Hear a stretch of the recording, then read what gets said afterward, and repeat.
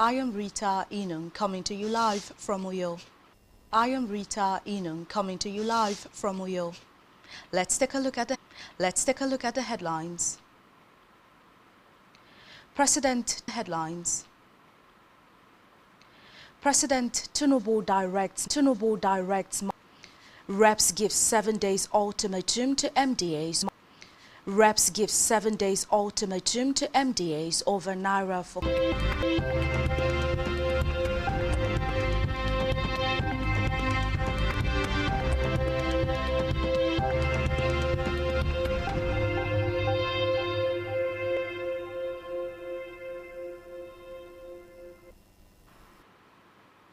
is that President Bola Ahmed Tinubu has directed the Minister of State for Defense, Bello Matawalle, to relocate to Kebbi over the abduction of 24 schoolgirls in the state. A statement by the Special Advisor to the President on Information and Strategy, Bayo Onanuga, said Tinubu asked Matawalle to remain in Kebbi State to monitor security efforts to secure the release of the abducted students. Recall that gunmen abducted the students of Government Girls Comprehensive Secondary School in Maga Town, Kebbi State on Monday.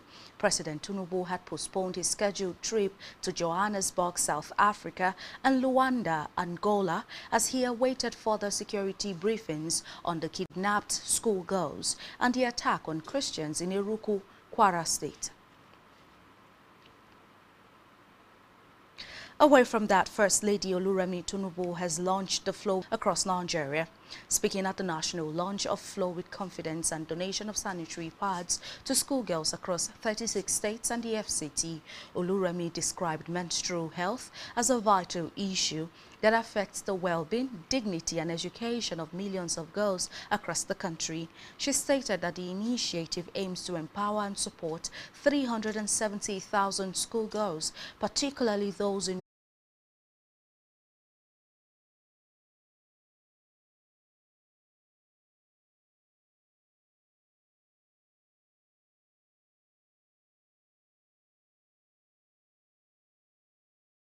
Summit today to collate widespread ideas to get the input of leaders and experts on how to wipe out the terrorists.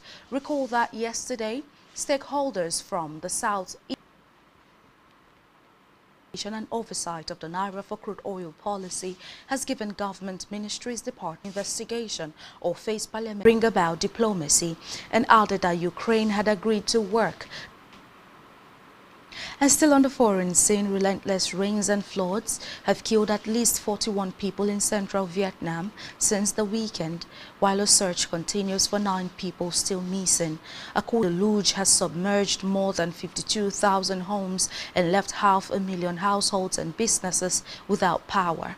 The reports say rainfall exceeded 1.5 meters in several areas over the past 3 days, even rising beyond the 1993 flood peak of 5.2 meters in some parts. The worst hit areas include the coastal cities of Hoi and Nha Trang, as well as key coffee production belt in the Central Highlands, where farmers are already reeling from a stalled harvest because of earlier storms.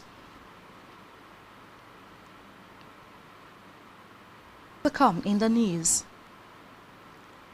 The Democratic Republic of Congo to play Jamaica and New Caledonia in intercontinental playoffs. Stay tuned for details of these stories and more in a moment.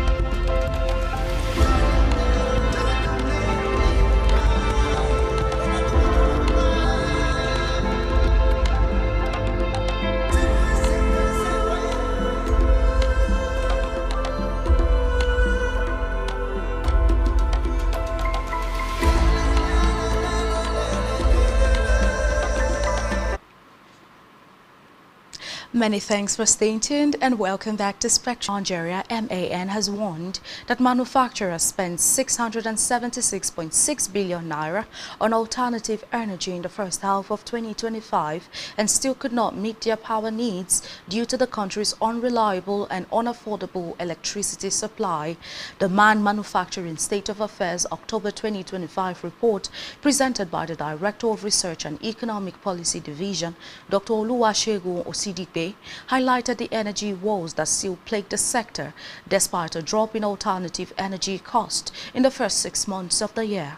The cost of alternative energy fell from 708.1 billion naira recorded in the second half of 2024. Still, MAN insisted that the burden remained unsustainable for manufacturers already battling rising inflation, high interest rates, and increased production costs. And still in business, Naira yesterday appreciated to 1,000. Naira also depreciated to accelerate progress towards universal health coverage and strengthen primary healthcare systems nationwide.